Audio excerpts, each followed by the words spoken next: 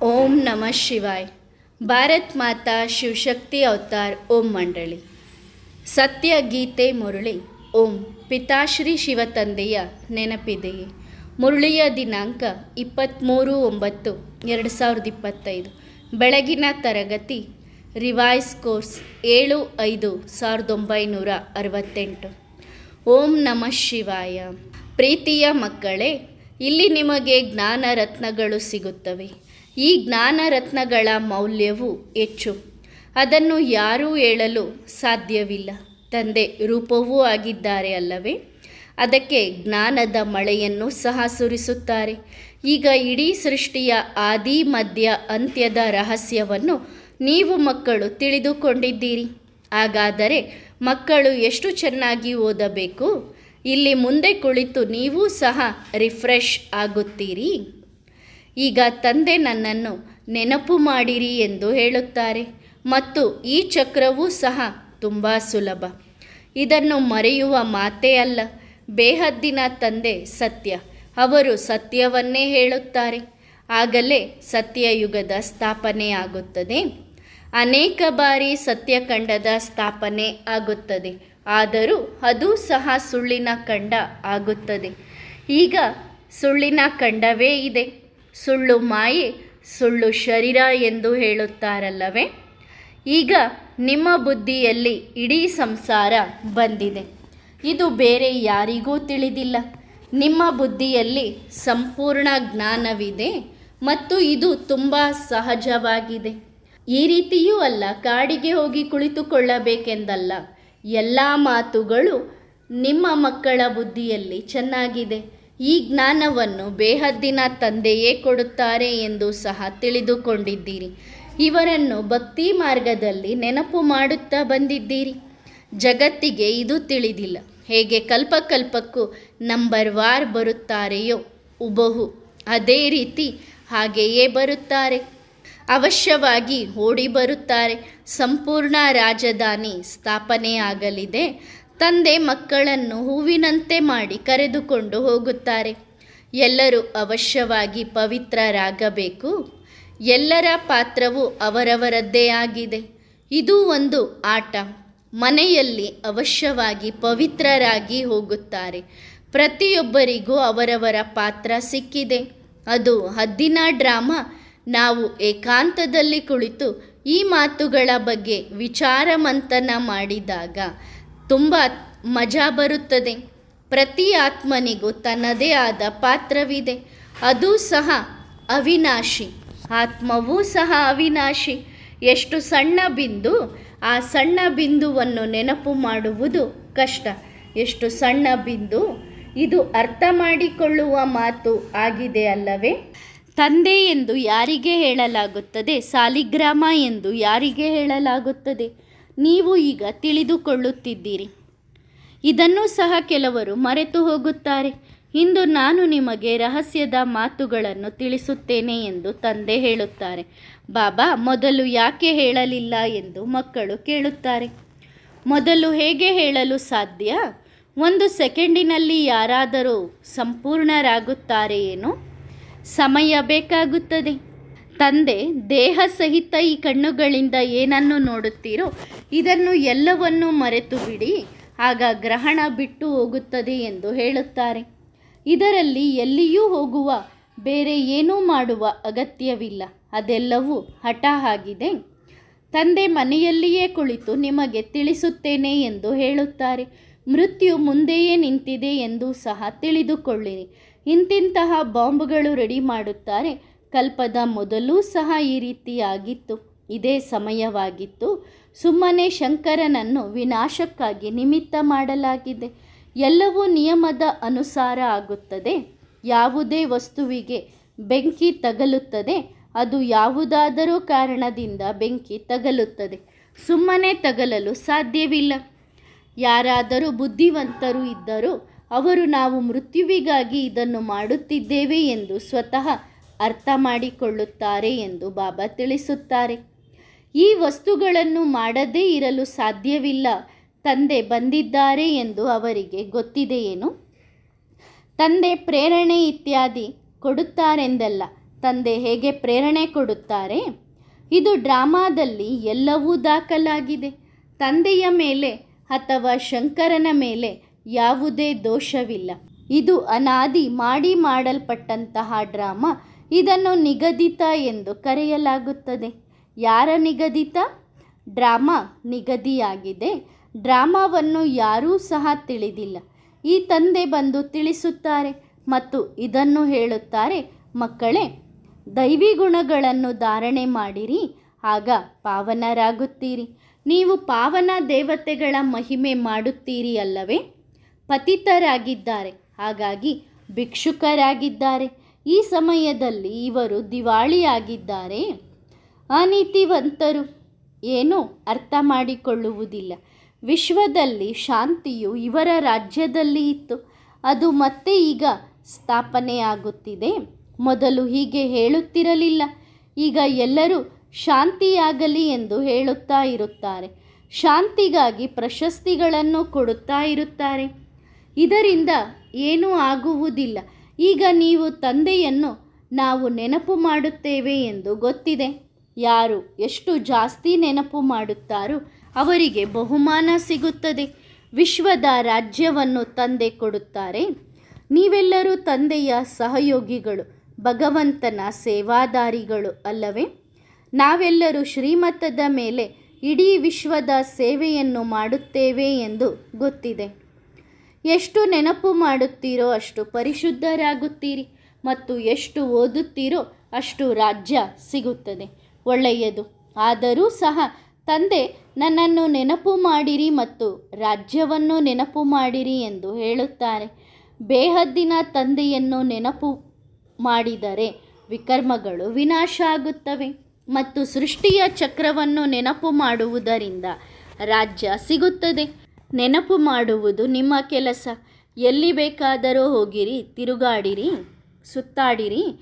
ಯಾರೂ ಸಹ ನಿಮಗೆ ಬೇಡ ಎನ್ನುವುದಿಲ್ಲ. ಇದು ವಶೀಕರಣ ಮಂತ್ರ, ಮಾಯೆಯ ಮೇಲೆ ವಿಜಯ ಪಡೆಯುವ ಮಂತ್ರ. ಆಗ ನಿಮಗೆ ತಿಲಕ ಸಿಗುತ್ತದೆ. ಇದು ಆತ್ಮಕ್ಕಾಗಿ ಆತ್ಮಿಕ ಭೋಜನ. ಆತ್ಮವೂ ಕೇಳುತ್ತದೆ, ಆತ್ಮವೇ ಧಾರಣೆ ಮಾಡುತ್ತದೆ. ದೇಹಕ್ಕೆ ಪ್ರತಿದಿನ ಆಹಾರ ಸಿಗುತ್ತದೆ. ಆತ್ಮಕ್ಕೆ ಆಹಾರವು ಕೇವಲ ಒಂದು ಸಲ ಸಂಗಮ ಯುಗದಲ್ಲಿ ಸಿಗುತ್ತದೆ. ಇದರಿಂದ ನೀವು ಸರ್ವಶಕ್ತಿವಂತ ಆಗುತ್ತೀರಿ. ಯಾರೂ ಸಹ ರಾಜ್ಯವನ್ನು ಕಸಿದುಕೊಳ್ಳಲು ಸಾಧ್ಯವಿಲ್ಲ. ಒಳ್ಳೆಯದು. ಮಕ್ಕಳಿಗೆ ಗುಡ್ ಮಾರ್ನಿಂಗ್. ರಾತ್ರಿಯ ತರಗತಿ 7/5/1968. ರಥ ಮತ್ತು ಸಾರಥಿ ಇಬ್ಬರು ಒಟ್ಟಿಗೆ ಬರುತ್ತಾರೆ. ಮಕ್ಕಳ ನೆನಪು ಯಾವ ಕಡೆಗೆ ಹೋಗುತ್ತದೆ? ಮೊದಲು ರಥದ ಕಡೆಗೆ, ನಂತರ ಸಾರಥಿಯ ಕಡೆಗೋ, ಅಥವಾ ಮೊದಲು ರಥಿಯ ಕಡೆಗೆ ನಂತರ ಸಾರಥಿಯ ಕಡೆಗೋ? ಕಣ್ಣು ರಥದ ಮೇಲೆ, ನೆನಪು ಸಾರಥಿಯದು ಬರುತ್ತದೆ. ಸರಿಯಾಗಿದೆ. ಶಿವ ಜಯಂತಿ ಅಥವಾ ಶಿವರಾತ್ರಿಯನ್ನು ಆಚರಿಸುತ್ತಾರೆ. ಮೊದಲು ಶಿವರಾತ್ರಿಯನ್ನು ಏಕೆ ಆಚರಿಸುತ್ತಾರೆಂದು ತಿಳಿದಿರಲಿಲ್ಲ. ಯಾವಾಗ ಬಂದಿದ್ದರೋ, ಯಾರಲ್ಲಿ ಬಂದಿದ್ದರೋ ಎನ್ನುವುದು ವಿಚಾರ ಮಾಡುತ್ತಿರಲಿಲ್ಲ. ಈಗ ಬಂದು ತಮ್ಮ ಪರಿಚಯವನ್ನು ನೀಡಿದ್ದಾರೆ. ಮಕ್ಕಳು ಬಾಬಾ ಇದ್ದಾರೆ ಮತ್ತು ಬಾಬಾ ಓದಿಸುತ್ತಾರೆ ಎಂದು ತಿಳಿದಿದ್ದಾರೆ. ತಂದೆಯನ್ನು ನೆನಪು ಮಾಡುವುದರಿಂದ ಪವಿತ್ರರೂ ಸಹ ಆಗುತ್ತೇವೆ. ನಿಶ್ಚಯ ಆಗುತ್ತದೆ ಮತ್ತು ಪವಿತ್ರರಾದರೆ ಇಲ್ಲಿ ಇರುವುದಿಲ್ಲ ಎಂದು ಅರ್ಥ ಮಾಡಿಕೊಳ್ಳುತ್ತಾರೆ. ಜೀವನ್ಮುಕ್ತಿ ಕೊಡುವವರೂ ಸಹ ಶ್ರೇಷ್ಠಾತಿ ಶ್ರೇಷ್ಠ. ಹಾಗಾಗಿ ಅವರನ್ನು ನೆನಪು ಮಾಡಬೇಕು. ಆತ್ಮವು ನಾವು ನೆನಪಿನ ಯಾತ್ರೆಯಿಂದ ಶ್ರೇಷ್ಠಾತಿ ಶ್ರೇಷ್ಠ ಆಗುತ್ತೇವೆ ಎಂದು ತಿಳಿದಿದೆ. ಎಷ್ಟು ಪುರುಷಾರ್ಥ ಮಾಡುತ್ತೀರೋ ಅಷ್ಟು ಸತೋ ಪ್ರಧಾನರಾಗುತ್ತೀರಿ. ಬೇರೆ ಯಾವುದೇ ಉಪಾಯವಿಲ್ಲ. ಆತ್ಮವನ್ನು ತಮೋ ಪ್ರಧಾನದಿಂದ ಸತೋ ಪ್ರಧಾನ ಮಾಡಬೇಕು. ಪತಿತರನ್ನು ತಮೋ ಪ್ರಧಾನ, ಪಾವನರನ್ನು ಸತೋ ಪ್ರಧಾನ ಎಂದು ಹೇಳುತ್ತಾರೆ. ಆತ್ಮವೂ ಸಹ ಸತೋ ಪ್ರಧಾನವಾಗಿತ್ತು. ಆಗ ದೇಹವು ಸತೋ ಪ್ರಧಾನವಾಗಿತ್ತು. ಈಗ ಆತ್ಮವೂ ಸಹ ಸತೋ ಪ್ರಧಾನವಾಗಿದೆ. ಆತ್ಮವನ್ನೇ ಪಾಪಾತ್ಮ, ಪುಣ್ಯಾತ್ಮ ಎಂದು ಕರೆಯಲಾಗುತ್ತದೆ. ಒಳ್ಳೆಯ ಅಥವಾ ಕೆಟ್ಟ ಸಂಸ್ಕಾರಗಳು ಆತ್ಮದಲ್ಲಿ ಇರುತ್ತವೆ. ಇದು ಮಕ್ಕಳಿಗೆ ಪಕ್ಕಾ ಆಗಿದೆ. ಈ ಜನ್ಮವು ನಮ್ಮ ಅನೇಕ ಜನ್ಮಗಳ ಕೊನೆಯ ಜನ್ಮ ಎಂದು ಮಕ್ಕಳಿಗೆ ನಿಶ್ಚಯವೂ ಆಗಿದೆ. 84 ಜನ್ಮಗಳನ್ನು ಸಹ ಒಪ್ಪಿಕೊಳ್ಳುತ್ತಾರೆ. ಇದನ್ನೂ ಸಹ ತಿಳಿದಿದ್ದೀರಿ. ಹಾಗಾಗಿ ಪವಿತ್ರರಾಗಲು ಪುರುಷಾರ್ಥ ಮಾಡುತ್ತಾರೆ. ಅವರೇ 84 ಜನ್ಮಗಳನ್ನು ಪೂರ್ಣಗೊಳಿಸಿದ್ದಾರೆ. 84 ಜನ್ಮಗಳು ಮತ್ತೆ ಪುನರಾವರ್ತನೆ ಆಗಬೇಕಿದೆ. ಆತ್ಮವು ಪುನರಾವರ್ತನೆ ಮಾಡಬೇಕು. ಪುನರಾವರ್ತನೆ ಮಾಡುತ್ತಲೇ ಇರುತ್ತಾರೆ. 84 ಜನ್ಮಗಳನ್ನು ತೆಗೆದುಕೊಂಡಿದ್ದೀರಿ ಎಂದು ಮಕ್ಕಳಿಗೆ ತಿಳಿಸಲಾಗಿದೆ. ಈಗ ವಾಪಸ್ ಮನೆಗೆ ಹೋಗಿ ಮತ್ತೆ ಪುನರಾವರ್ತನೆ ಮಾಡಬೇಕು. ಹಾಗಾಗಿ ಮಕ್ಕಳಿಗೆ ಹೊಸ ರಾಜಧಾನಿಯೂ ಸಹ ನೆನಪಾಗುತ್ತದೆ. ಅವರ ರಾಜಧಾನಿ ಹೇಗಿತ್ತೋ ಅದೇ ಮತ್ತೆ ಸ್ಥಾಪನೆ ಆಗುತ್ತಿದೆ. ಇದರಲ್ಲಿ ಸ್ವಲ್ಪವೂ ವ್ಯತ್ಯಾಸ ಇರುವುದಿಲ್ಲ. ಹೇಗೆ ಆಗುತ್ತದೆಂದು ಕೇಳುವ ಪ್ರಶ್ನೆಯೂ ಇಲ್ಲ. ಅನೇಕ ಬಾರಿ ರಾಜಧಾನಿ ಸ್ಥಾಪನೆಯಾಗಿದೆ. ಎಲ್ಲ ಪ್ರಶ್ನೆಗಳನ್ನು ಬಿಟ್ಟು ನೆನಪಿನ ಯಾತ್ರೆಯ ಪುರುಷಾರ್ಥ ಮಾಡಬೇಕು. ಇದರಿಂದಲೇ ಸತೋಪ್ರಧಾನ ಪವಿತ್ರರಾಗುತ್ತೀರಿ. ಈ ಸಮಯದವರೆಗೆ ಏನು ಕಳೆದು ಹೋಗಿದೆಯೋ ಅದು ಪುನರಾವರ್ತನೆಯಾಗಬೇಕು ಎಂದು ಮಕ್ಕಳು ತಿಳಿದಿದ್ದೀರಿ. ಆತ್ಮದಲ್ಲಿ ಸಂಪೂರ್ಣ ಪಾತ್ರ ತುಂಬಿದೆ. ಅದು ಮತ್ತೆ ಸಾಕ್ಷಾತ್ಕಾರ ಆಗುತ್ತದೆ. ಆತ್ಮದಲ್ಲಿ ಪ್ರತಿ ದಾಖಲೆಯೂ ತುಂಬಿದೆ. ಅದು ಮತ್ತೆ ಪುನರಾವರ್ತನೆ ಆಗುತ್ತದೆ. ಡ್ರಾಮಾದ ಮೇಲೂ ಸಹ ಚೆನ್ನಾಗಿ ಗಮನ ಕೊಡಬೇಕು. ಇದರಲ್ಲಿ ಪ್ರಶ್ನೆ ಕೇಳುವ ಅಗತ್ಯವೂ ಇಲ್ಲ. ಏನು ದಾಖಲೆ ತುಂಬಿದೆಯೋ ಅದನ್ನು ಹೇಳಲೇಬೇಕು. ನಾನಾಗಿಯೇ ನಾಟಕದ ಬಗ್ಗೆ ಹೇಳುತ್ತಾ ಇರುತ್ತೇನೆ. ಇದರಲ್ಲಿ ಯಾವುದೇ ವ್ಯತ್ಯಾಸ ಆಗಲು ಸಾಧ್ಯವಿಲ್ಲ. ಪ್ರತಿಯೊಬ್ಬರೂ 84 ಜನ್ಮಗಳ ಪಾತ್ರವನ್ನು ಮಾಡಿದ್ದಾರೆ. ಕಲ್ಪದ ಮೊದಲು ಹೇಗೆ ಓದಿಸಿದ್ದರೋ ಹಾಗೆಯೇ ಓದಿಸುತ್ತಾರೆ. ಇದರಲ್ಲಿ ಪ್ರಶ್ನೆಗಳು ಬರುವ ಅಗತ್ಯವೇ ಇಲ್ಲ. ಗೊಂದಲಗಳ ಅಗತ್ಯವೂ ಇಲ್ಲ. ಮೂಲ ಮಾತು ಪಾವನರಾಗುವುದು. ನಾವು ತಂದೆಗೆ ಪತಿತರನ್ನು ಪಾವನ ಮಾಡಿ ಎಂದು ಹೇಳುತ್ತೇವೆ. ಪಾವನ ಜಗತ್ತಿನಲ್ಲಿ ದೇವತೆಗಳ ರಾಜ್ಯವಿತ್ತು. ಅದು ಮತ್ತೆ ಅವಶ್ಯವಾಗಿ ದೇವತೆಗಳ ರಾಜ್ಯ ಬರುತ್ತದೆ. ಆದ್ದರಿಂದ ನಿಮಗೆ ತಂದೆ ರಾಜಯೋಗವನ್ನು ಕಲಿಸುತ್ತಾರೆ. ತಂದೆ ಶ್ರೀಮತ ಕೊಡುತ್ತಾರೆ. ಇದರಲ್ಲಿ ದೊಡ್ಡ ಪರಿಷ್ಕರಣೆ ಇದೆ. ಆತ್ಮವು ಪರಿಷ್ಕೃತವಾದರೆ ದೇಹವೂ ಸಹ ಪರಿಷ್ಕೃತವಾಗುತ್ತದೆ. ನೀವು ರಾಜ್ಯವನ್ನೂ ಸಹ ಪರಿಷ್ಕೃತಗೊಳಿಸುತ್ತೀರಿ. ಆದ್ದರಿಂದ ಅದರ ಹೆಸರೇ ಸ್ವರ್ಗ, ಹೆವೆನ್. ಈ ಜ್ಞಾನವು ಎಲ್ಲ ಜ್ಞಾನಗಳಿಗಿಂತ ಉತ್ತಮ ಮತ್ತು ಅತಿ ಸುಲಭ. ನನ್ನ ಮಾತಿನಂತೆ ನಡೆಯಿರಿ. ಆಗ ನಾನು ನಿಮ್ಮ ವಿಕರ್ಮಗಳು ವಿನಾಶ ಆಗುತ್ತವೆ ಎಂದು ಗ್ಯಾರಂಟಿ ಕೊಡುತ್ತೇನೆ. ಮತ್ತು ಈ ಲಕ್ಷ್ಮೀನಾರಾಯಣರು ಸಹ ಆಗುತ್ತೀರಿ ಎಂದು ತಂದೆ ಹೇಳುತ್ತಾರೆ. ನಾವು ಲಕ್ಷ್ಮೀನಾರಾಯಣ ಆಗುತ್ತೇವೆ ಎಂದು ಎಲ್ಲರೂ ಸಹ ಹೇಳುತ್ತಾರೆ. ಇದು ಸತ್ಯನಾರಾಯಣನ ಕಥೆಯೇ ಆಗಿದೆ. ಅಮರ ಕಥೆ. ಅಮರಪುರಿಯ ಮಾಲೀಕರು ನೀವು ಆಗುತ್ತೀರಿ. ನಿಮಗೆ ಮಕ್ಕಳಿಗೆ ಈಗ ಜ್ಞಾನ ನೇತ್ರವಿದೆ. ಇನ್ನು ವಿದ್ಯಾರ್ಥಿಗಳು ನಂಬರ್ ವಾರ್ ಓದುತ್ತಾರೆ. ಪುರುಷಾರ್ಥ ಅವಶ್ಯವಾಗಿ ಮಾಡುತ್ತಾರೆ. ಆದರೆ ಕೆಲವರು ಹೇಗೆ ಪುರುಷಾರ್ಥ ಮಾಡುತ್ತಾರೆ? ಎಲ್ಲ ಆತ್ಮಗಳ ಪಾತ್ರದ ದಾಖಲೆ ತುಂಬಿದೆ. ಸ್ವಲ್ಪವೂ ಬದಲಾಗಲು ಸಾಧ್ಯವಿಲ್ಲ. ಆದ್ದರಿಂದ ಬಾಬಾ ಇದೂ ಸಹ ತುಂಬ ಗೂಢ ಜ್ಞಾನ ಎಂದು ಹೇಳುತ್ತಾರೆ. ಇದು ಪ್ರಕೃತಿ. ಮತ್ತೆ ಈ ಜ್ಞಾನವು ಹೊಸ ಜಗತ್ತಿನಲ್ಲಿ ಬಹುತೇಕವಾಗಿ ಪ್ರಾಯಲೋಪವಾಗುತ್ತದೆ. ನೀವು ರಾಜಯೋಗದ ಸಂಸ್ಕಾರಗಳನ್ನು ತೆಗೆದುಕೊಂಡು ಹೋಗುತ್ತೀರಿ. ಆದ್ದರಿಂದ ನೀವು ಎಷ್ಟು ನೆನಪು ಮಾಡುತ್ತೀರೋ, ಎಷ್ಟು ಅನ್ಯರನ್ನು ನಿಮ್ಮ ಸಮಾನ ಮಾಡಿಕೊಳ್ಳುತ್ತೀರೋ ಅಷ್ಟು ಶ್ರೇಷ್ಠ ಜನ್ಮ ಸಿಗುತ್ತದೆ. ಯಾವ ಮಕ್ಕಳು ಬೇಗ ಹೋಗಿದ್ದಾರೋ ಅವರು ಕರ್ಮಾತೀತ ಸ್ಥಿತಿಗೆ ಹೋಗಿಲ್ಲ. ಏಕೆಂದರೆ ಯೋಗದಲ್ಲಿ ಕೊರತೆ ಇತ್ತು. ಅನನ್ಯ ಮಕ್ಕಳು ಹೋದರು. ಏಕೆ ಹೋದರು? ಡ್ರಾಮಾದಲ್ಲಿ ಯೋಗದ ಕೊರತೆ ಇತ್ತು. ಆಗಬಹುದು. ಆತ್ಮದಲ್ಲಿ ಸಂಸ್ಕಾರ ಅಂತೂ ಇದೆ. ಒಂದು ಶ್ರೇಷ್ಠ ಜನ್ಮ ಸಿಗುತ್ತದೆ. ನಂತರ ಆತ್ಮದಲ್ಲಿ ಸಂಸ್ಕಾರ ತೆಗೆದುಕೊಂಡು ಹೋಗಿದ್ದಕ್ಕೆ ಆತ್ಮದ ಚಟುವಟಿಕೆಯು ಶ್ರೇಷ್ಠವಾಗಿರುತ್ತದೆ. ಎಲ್ಲಿಗೆ ಹೋದರೂ ಅವರ ಪ್ರಭಾವ ಇರುತ್ತದೆ. ಜ್ಞಾನ ಮತ್ತು ಯೋಗದ ಶಕ್ತಿಯೂ ಇರುತ್ತದೆ. ಈಗ ಮಕ್ಕಳು ನಮ್ಮ ಸುಖಮಯ ಜೀವನವು ಈಗ ಆಗುತ್ತದೆ ಎಂದು ತಿಳಿದಿದ್ದಾರೆ. ದುಃಖದ ಜೀವನವು ಮುಗಿದು ಹೋಗುತ್ತದೆ. ಸುಖಿಗಳೂ ಸಹ ನೀವು ಆಗುತ್ತಿದ್ದೀರಿ ಮತ್ತು ಆಗುವುದಕ್ಕೆ ಪುರುಷಾರ್ಥ ಮಾಡುತ್ತಿದ್ದೀರಿ. ತೋಟಕ್ಕೆ ನೀರು ಸಿಗುತ್ತದೆ, ನಿಮಗೂ ನೀರು ಸಿಗುತ್ತದೆ. ತಂದೆಯೂ ಸಹ ಮಕ್ಕಳಿಗೆ ಕೊಡುತ್ತಾರೆ, ಮಕ್ಕಳು ಮಕ್ಕಳಿಗೆ ಕೊಡುತ್ತಾರೆ. ಅಕ್ಷರಗಳು ಸಹ ಉತ್ತಮವಾಗಿವೆ. ಮಕ್ಕಳ ದೃಷ್ಟಿಯು ತಂದೆಯ ದೃಷ್ಟಿಯೊಂದಿಗೆ ಸೇರುತ್ತದೆ. ಆದ್ದರಿಂದ ಬಾಬಾ ಕಣ್ಣುಗಳನ್ನು ಮುಚ್ಚಬಾರದು ಎಂದು ಹೇಳುತ್ತಾರೆ, ತೂಕಡಿಸುತ್ತಾರೆ ಅಥವಾ ಅನೇಕರನ್ನು ನೆನಪು ಮಾಡುತ್ತಾರೆ. ಸ್ನೇಹಿತರು, ಸಂಬಂಧಿಕರು ಇತ್ಯಾದಿ ಅನೇಕರನ್ನು ನೆನಪು ಮಾಡುತ್ತಾರೆ. ದೃಷ್ಟಿಯಿಂದ ತೃಪ್ತಿ ಮಾಡು ಎಂದು ಗಾಯನ ಮಾಡುತ್ತಾರೆ.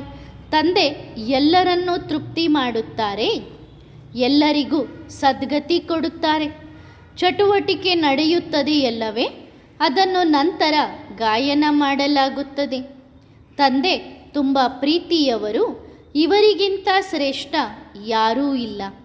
ತಂದೆ ನಮಗೆ ಕಲ್ಪಕಲ್ಪಕ್ಕೂ ಭೇಟಿಯಾಗುತ್ತಾರೆ ಎನ್ನುವುದು ಮಕ್ಕಳಿಗೆ ಗೊತ್ತಿದೆ.